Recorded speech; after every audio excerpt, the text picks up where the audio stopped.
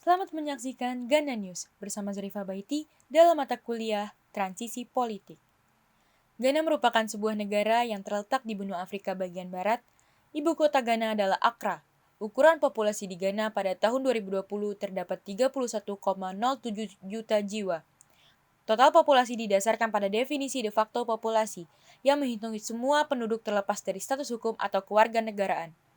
Sistem demokrasi di Ghana dinilai baik dengan angka 80 yang menempatkan Ghana pada level partly free dengan nilai hak politik 35 dan kebebasan sipil 45. Sistem pemerintahan yang dianut oleh Ghana adalah sistem pemerintahan presidensial yang kepala negara dan kepala pemerintahannya adalah presiden.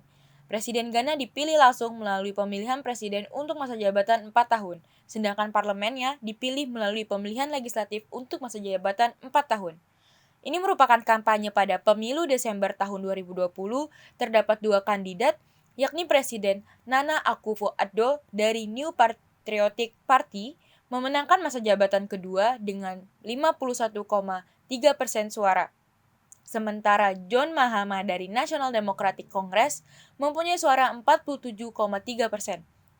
Kampanye berjalan dengan damai, walaupun Mahama sempat menolak hasilnya karena merasa dicurigai.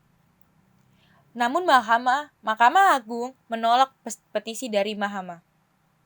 Berikut adalah wawancara dari Mahama. The enthusiasm with which our message has been received is good.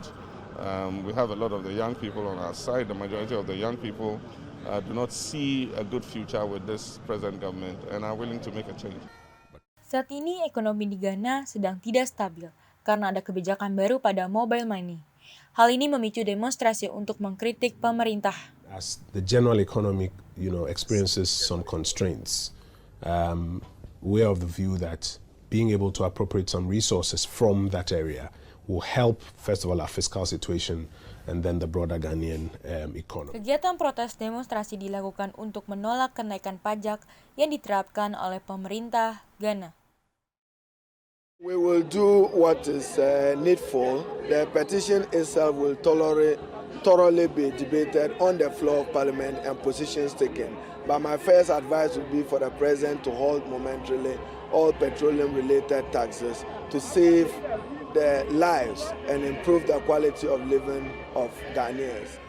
Gerakan sipil, kebebasan pers, kebebasan berekspresi yang dilakukan warga negara Ghana dijamin secara konstitusional dan umumnya dihormati dalam praktiknya.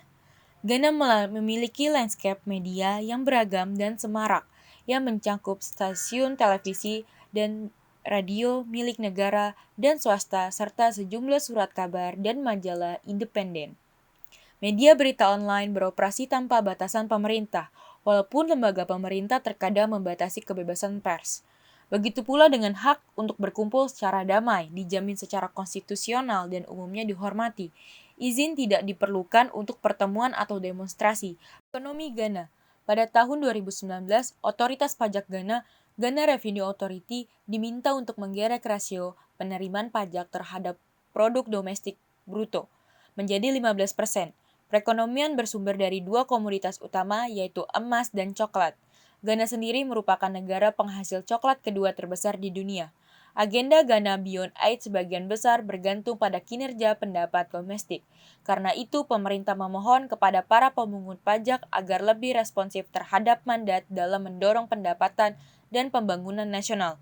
Upaya tersebut dianggap perlu dilakukan mengingat GRA kerap gagal melalui target yang telah dipatok oleh pemerintah.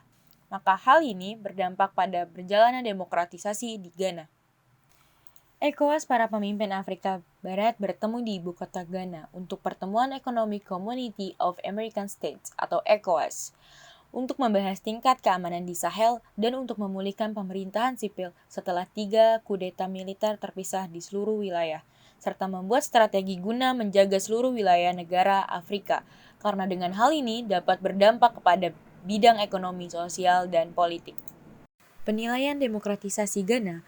Ghana merupakan negara demokrasi yang bebas berekspresi dan terlindungi secara konstitusional.